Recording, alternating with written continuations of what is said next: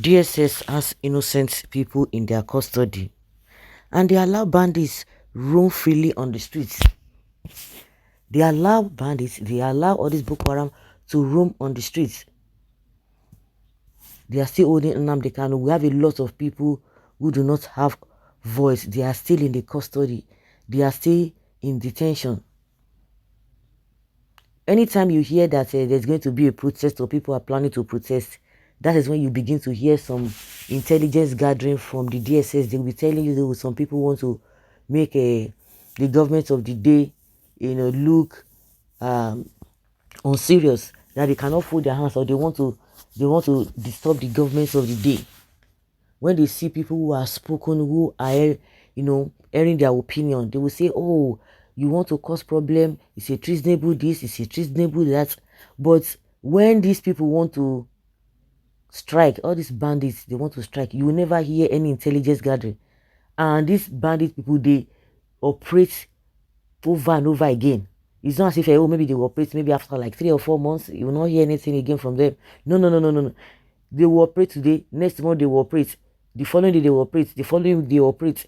And you begin to wonder, there's no fear. But when people begin to speak against the policies of the government of the day that is anti-people, they will begin to tell you that they want to cause problem. Just like what happened to what is happening with Aisha, when she's just speaking her mind, and she's speaking the mind of many Nigerians. Some people are somewhere saying that, oh, if you don't want to stay in this country, oh, you better go, don't cause problem for Nigerians. Oh, some people are saying that the DSS should go and arrest her. Go and arrest her.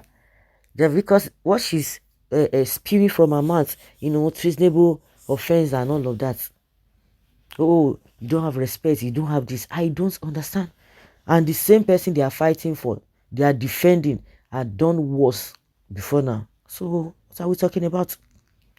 The DSS will look the other way.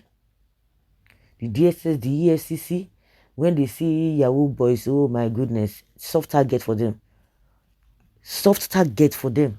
But the real Ogbonge looters, they are there with them. They will look the other way. Oh my goodness. You don't even want to think about it. You don't want to think about those who were abducted and those who could not make it. You don't want to think about them. Or think about what their families are going through. And the worst part of it is that the politicians are saying that whatever that is happening in Nigeria is just being exaggerated. That is what they always do. I don't even understand whether the work is just too cumbersome for these politicians to do or to see what is happening because of their own greed. Because it's not rocket science. To rule a society, to rule a country is not rocket science. It's only when you have a ulterior motive.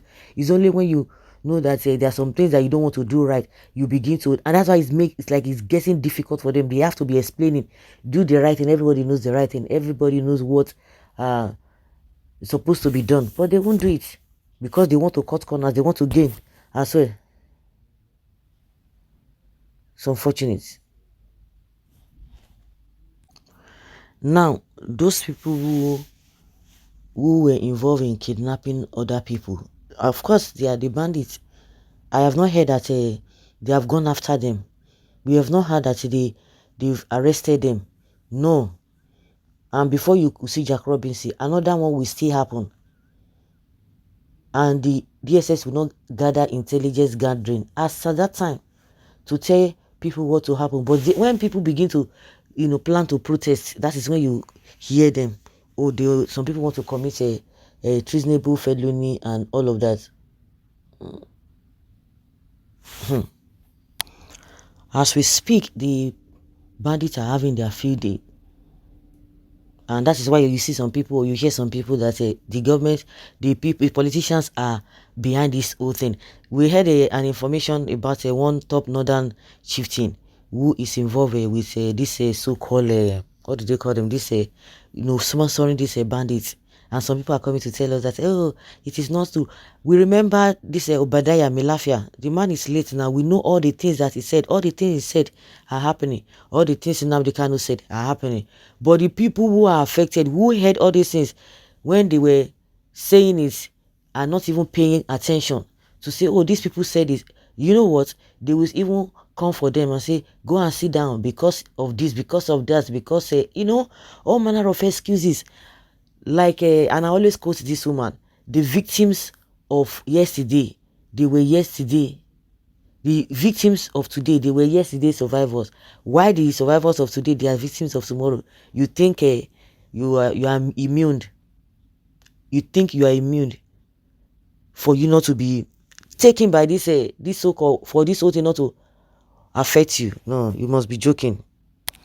If you think you are not going to be affected, oh, you are immune or whatever, or you are not in the zone that this kind of a thing is happening, and you can say whatever you are saying, or whatever you like, you can defend anybody, just know that you are deceiving yourself, because as we speak now, there is nowhere that is safe in Nigeria now. Nowhere that is safe. Is it the economy? If this security or this security is not affecting you, is it the economy that you think that is not going to affect you, or is not affecting you already? And for the fact that you are not even in the area where you have a listing, see what happened in the Ekiti state, see what happened in Kwara state, in Lagos too. People say don't be deceived, because this issue, this abduction is ongoing.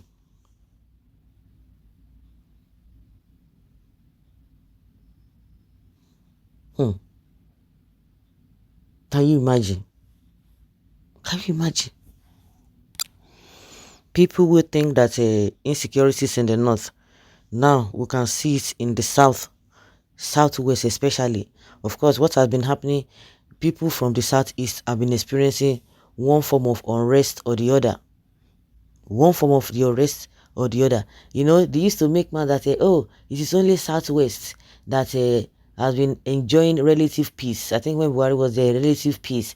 The Igbo land, the northern area, this and that. But now it is now in your doorsteps, knocking at your door.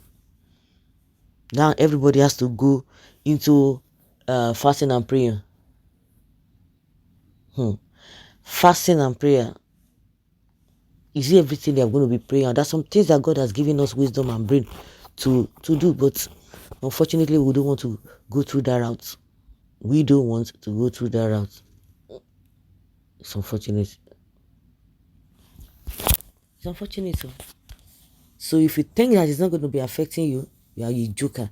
The DSS, you are looking for soft targets. You are looking for somebody who is speaking, who is not speaking, trying to fine-tune or trying to sieve people's comments, so that you have something to hang on them. Nnamdi Kanu, you people are holding till today. You can't even do anything to him. You just left him there. Is that how to run a country?